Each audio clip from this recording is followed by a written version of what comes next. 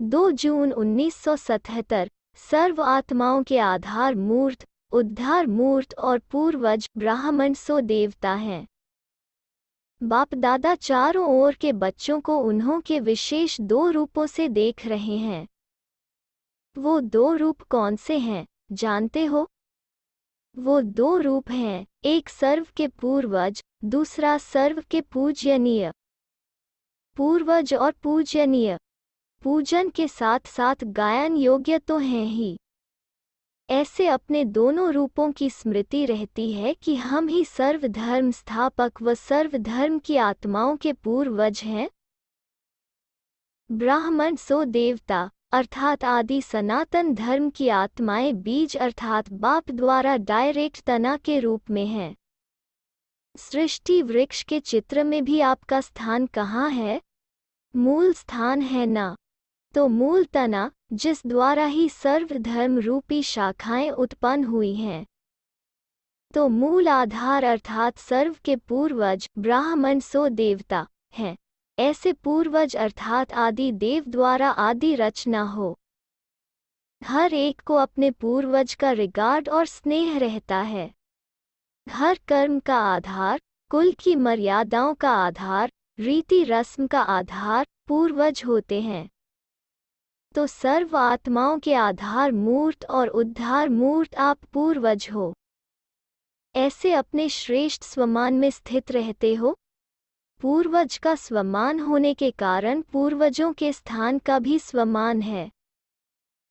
किसी भी धर्म वाले न जानते हुए भी भारत भूमि अर्थात पूर्वजों के स्थान को महत्व की नज़र से देखते हैं। साथ साथ सर्व महान प्राप्तियों का आधार सहजयोग व किसी भी प्रकार का योग व आध्यात्मिक शक्ति की प्राप्ति का केंद्र भारत को ही मानते हैं। भारत के यादगार गीता शास्त्र को भी सर्व शास्त्रों के श्रेष्ठ स्वमान का शास्त्र मानते हैं। साइंस और साइलेंस दोनों की प्रेरणा देने वाले गीता शास्त्र को मानते हैं। अपने पूर्वजों का चित्र और चरित्र देखने और सुनने की मन में इच्छा उत्पन्न होती है।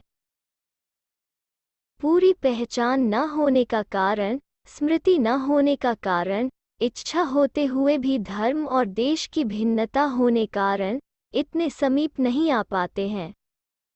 इन सब बातों का कारण उन सब के पूर्वज आप हो। जैसे लौकिक रीति में भी अपने पूर्वजों की भूमि अर्थात स्थान से, चित्रों से, वस्तुओं से बहुत स्नेह होता है, ऐसे ही जाने अनजाने भारत की पुरानी वस्तुओं और पुराने चित्रों का मूल्य और धर्म वालों को अब तक भी है। ऐसे निमित्त बने हुए पूर्वज आत्माएं सदा यह महामंत्र याद रखते हैं कि जो इस समय अपना संकल्प अर्थात मनसा, वाचा और कर्मणा द्वारा कर्म व संकल्प चलता है वो सर्व आत्माओं तक पहुँचता है। तना द्वारा ही सर्व शाखाओं को शक्ति प्राप्त होती है। ऐसे आप आत्माओं द्वारा ही सर्व आत्माओं को श्रेष्ठ संकल्पों की शक्ति व सर्वशक्तियों की प्राप्ति ऑटोमेटिकली होती रहती है। इतना अटेंशन रहता है, पूर्वज को ही सब फॉलो करते हैं। तो जो संकल्प, जो कर्म आप करेंगे उसको स्थूल व सूक्ष्म रूप में सब फॉलो करते हैं। इतनी बड़ी जिम्मेवारी समझते हुए संकल्प व कर्म करते हो। आप पूर्वज आत्माओं के आधार से सृष्टि का समय और स्थिति का आधार है। जैसे आप सतोप्रधान हैं, गोल्डन एज प्रकृति व वायुमंडल सारे विश्व का सतोप्रधान है। तो समय और स्टेज का आधार, प्रकृति का आधार आप पूर्वज के ऊपर है। ऐसे नहीं समझो कि हमारे कर्म का आधार सिर्फ अपने कर्म के हिसाब से प्रारब्ध प्रति है। लेकिन पूर्वज आत्माओं के कर्मों की प्रारब्ध स्वयं के साथ साथ सर्व आत्माओं के और सृष्टि चक्र के साथ संबंधित है। ऐसे महान आत्माएं हो, ऐसी स्मृति में रहने से सदा स्वत ही अटेंशन रहेगा। किसी भी प्रकार का अलबेलापन नहीं आएगा। साधारण व व्यर्थ संकल्प व कर्म नहीं होगा। सदा इस श्रेष्ठ पोजीशन में रहो तो माया अपोजिशन नहीं करेगी, आपकी पोजीशन के आगे वो भी नमस्कार करेगी। 5 विकार और 5 तत्व आपके आगे दास रूप में बन जाएंगे और आप 5 विकारों को ऑर्डर करेंगे कि आधा कल्प के लिए विदाई ले जाओ तो वो विदाई ले लेगी। प्रकृति सतो प्रधान सुखदाई बन जाएगी। अगर पूर्वज की पोजीशन से संकल्प द्वारा ऑर्डर करेंगे तो वो न माने, यह हो नहीं सकता, अर्थात प्रकृति परिवर्तन में न आए व 5 विकार विदाई न लें, यह हो नहीं सकता।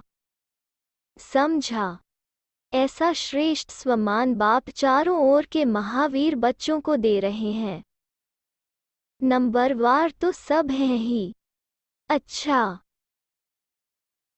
ऐसे सर्व के आधार मूर्त, माया और प्रकृति के भी बंधनों से मुक्त, सदा अधिकारी, सदा अपने पूर्वज की पोजीशन में स्थित रहने वाले, अपने हर संकल्प और कर्म द्वारा सर्व आत्माओं को श्रेष्ठ और शक्तिशाली बनाने के निमित्त समझने वाले, ऐसे मास्टर रचता, मास्टर सर्वशक्तिमान, नॉलेजफुल आत्माओं को बाप दादा का याद प्यार और नमस्ते।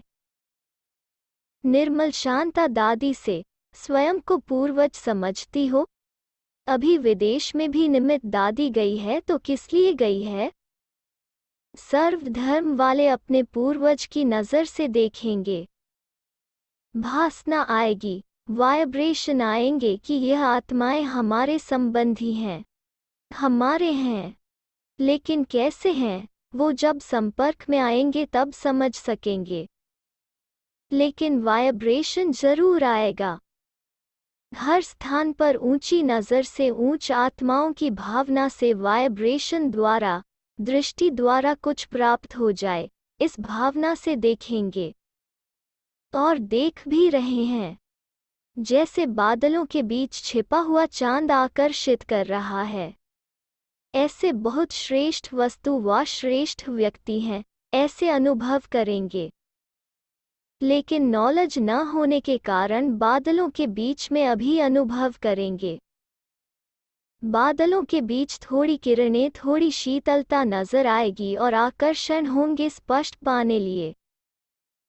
तो पूर्वजों की प्रत्यक्षता की सेवा अर्थ निमित्त बन रहे हैं, कोई साकार में कोई आकार में, लेकिन सदा एक दो के सहयोगी हैं, ऐसा है ना?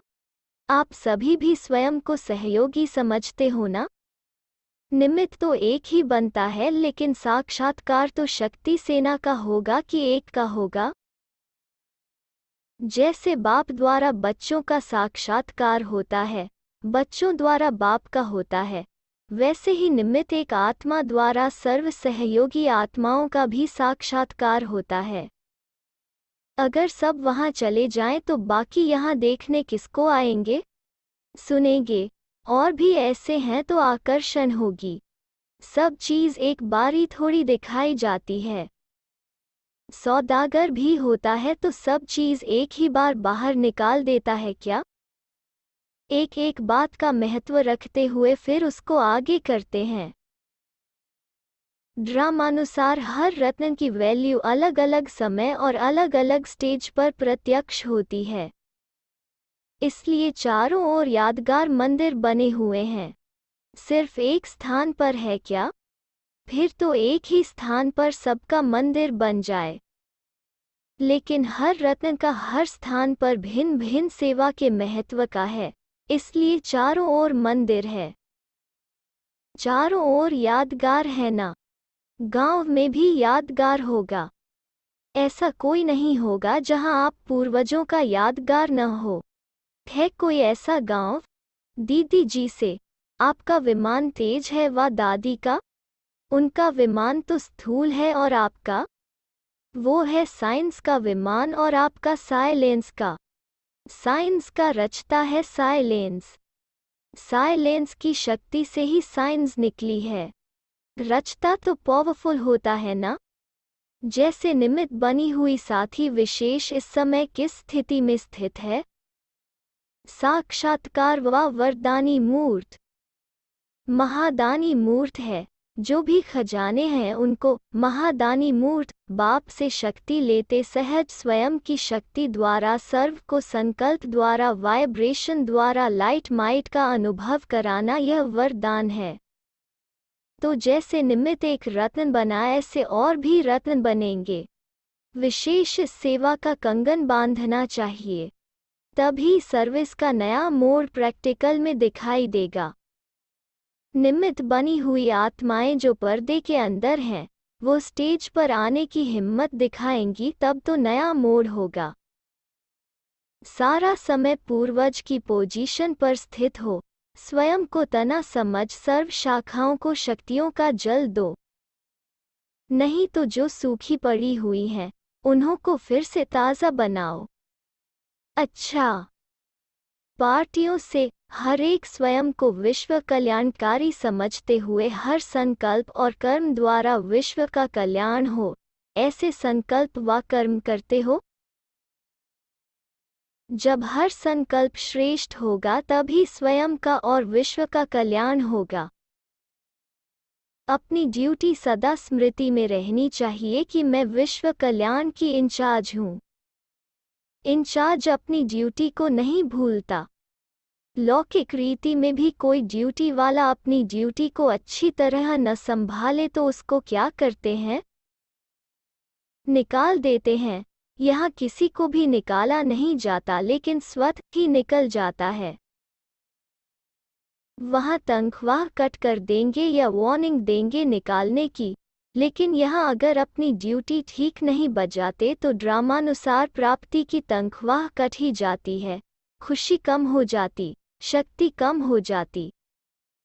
स्वतः ही अनुभव करते कि नामालूम खुशी कम क्यों हो गई। कारण क्या होता? किसी न किसी प्रकार से अपनी ड्यूटी यथार्थ रीति बजाते नहीं, कुछ मिस जरूर करते। तो ड्यूटी पर अच्छी तरह से लगे हुए हो। विश्व कल्याण के सिवाय और कोई संकल्प चले, यह हो नहीं सकता। अगर चलता है तो ड्यूटी पूरी हुई है क्या? तो अपनी ड्यूटी पर सदा कायम रहते हो कि हद की जिम्मेवारी निभाते इस अलौकिक जिम्मेवारी को भूल जाते हो? सदा यह निश्चय रहे कि मैं विश्व कल्याणकारी हूँ। जितना निश्चय उतना नशा। अगर नशा कम तो सेवा भी कम करेंगे। इसलिए सदा ड्यूटी पर एक्यूरेट रहो। जो ड्यूटी पर एक्यूरेट रहता है उसको सभी ईमानदार की नज़र से देखते हैं, फैथफुल की नज़र से देखते हैं ना। बाप भी समझते हैं जो एक्यूरेट अपनी सेवा में रहते हैं, वही बाप के फैथफुल हैं। एक होता है बाप के निश्चय में पूर्ण, लेकिन बाप के निश्चय के साथ साथ सेवा में भी फैथफुल। यह भी सब्जेक्ट है ना। जैसे ज्ञान की सब्जेक्ट है वैसे सेवा की भी सब्जेक्ट है। तो इसमें फैथफुल ही नंबर आगे जा सकता है। नंबर टोटल मार्क्स का होता है। लेकिन दूसरों की सेवा करते स्वयं की भी सेवा करो। ऐसे नहीं अपनी करते दूसरों की भूल जाओ या दूसरों की करते अपनी भूल जाओ, दोनों का बैलेंस चाहिए। ऐसे को कहा जाता है विश्व कल्याणकारी।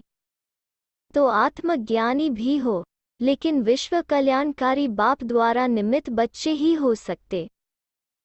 तो माताएं व शक्ति सेना शक्ति रूप से सेवा में उपस्थित रहती हो।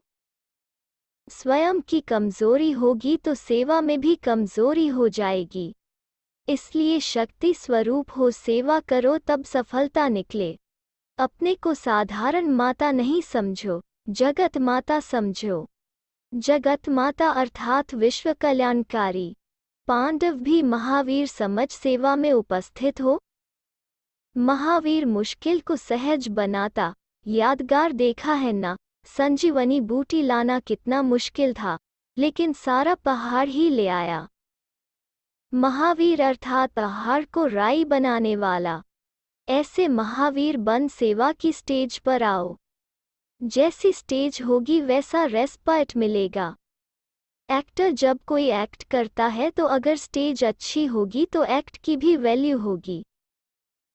तो चेक करो कि हर एक्ट करते स्टेज कौन सी रहती है।